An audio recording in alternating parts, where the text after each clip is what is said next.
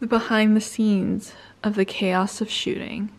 You're going in there. Here's the cold, hard, slippery truth. You will burn out as a freelancer if you do not have these 4 types of boundaries in place right now. So if you are saying yes to every single client that wants to pay you any sort of money, answering messages, emails, Slack messages at 10 p.m. on a Tuesday, at 3 p.m. on a Sunday, first of all, been there, done all that, and done worse than all that. Second of all, we are going to put a stop to that right now to build you a sustainable long-term freelancing career that doesn't make you want to die a little bit on the inside with these 4 types of non-negotiable boundaries that every single freelancer absolutely needs.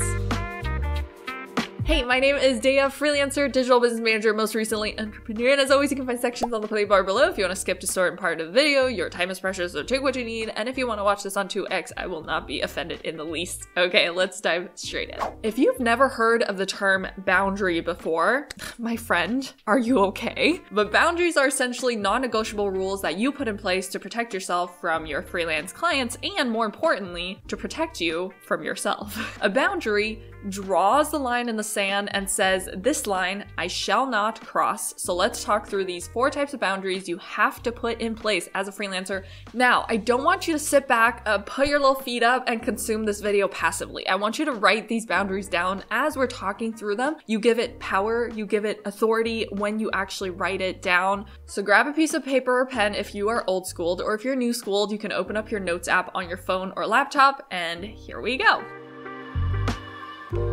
So the first boundary is one of the most obvious ones, your time. You have to put limits on your time. Without time constraints, you'll always be on as a freelancer. There will be no start and stop. Work is just this continuous, never-ending, horrifying flow, the worst kind of 24/7 flow. So instead of working a 9 to 5, you'll be working a 9 to 9, 9 to 9, 9 to 9 to 9 to 9 to 9, so on and so forth. So we have to put those time boundaries in place. Here are a few you can and should, in my opinion, put in place. Number 1. Your working times. When do they begin? When do they end? So mine are 10 a.m. to 5 p.m. on weekdays, and my weekends are off, super off. So pause and write your ideal working times down. Next up is time off. What about vacation? When do you take time off throughout the year, right? For me, I like to take at least 2 weeks off in December and at least 2 weeks off in the summer. I want to do more in the future, ideally every quarter, but this is what I currently do for now. So write yours down, write your ideal ones down so that you actually have them in place. Okay, so those are the 2 main important ones, but there are a few other optional ones that I can recommend to you as well. Is turnaround times. When can clients expect things to get done? Because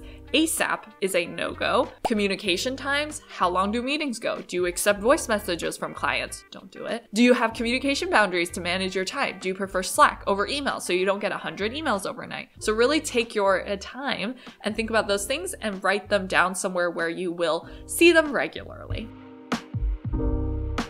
Next up are your money boundaries, essentially ensuring that you are getting paid what you actually need to pay your bills and live a good life, and to be sure that that money and that service exchange is worth your time. And I know sometimes we compromise on our money boundaries when we're just getting started as freelancers. That's okay in my opinion, but I would still put in a minimum money boundary that you will not cross no matter what, even for your dream client. So put in place boundaries of, I will only go as low as X dollars, so that even if you are negotiating with a client, you never pass a certain threshold for yourself. So for example, when I first started as a freelancer, my lowest rate, my money boundary was $10 an hour. I told myself I would never go below that, even though I had no experience, no portfolio, no testimonials, and I told myself I would only stay at $10 an hour for maximum 2 months. So you can also add a condition to that boundary as well. It's like, well, I don't want to just be at this same low boundary forever. I want to cap it at some point, right? So what is your money boundary? Write those down.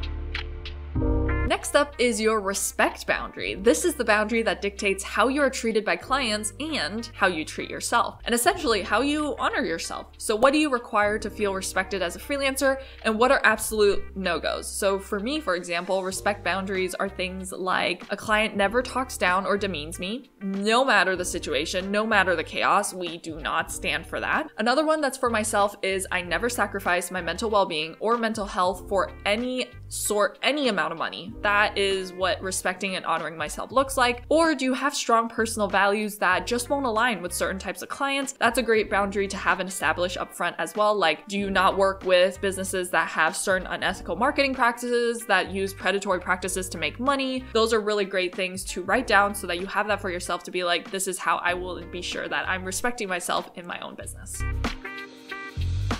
All right, last but not least, this boundary type didn't occur to me until too much later, but energy management is a real thing. It's not as specific or calculated as some of the others. This is more of a gut feeling thing. But the question to ask yourself here is, which of my clients and work energize me? Which of my clients and work drain me? And do I actually like this work? Does it fill up my cup, or does it kind of take a little bit of my soul every single day away to do this type of work? And establish really what will that look like and what will work for you long term to keep this sustainable, because that's really the goal, right? Because I've noticed in my own work and also talking to my students that sometimes you have this like one client who absolutely drains you of 90% of your energy, and you only have that like last 10% left for all your other clients and for yourself. So an energy boundary could be, if I notice that one client is disproportionately taking up all my energy and leaving me feeling miserable and uncomfortable, that I take the steps to rectify the situation, aka to let them go.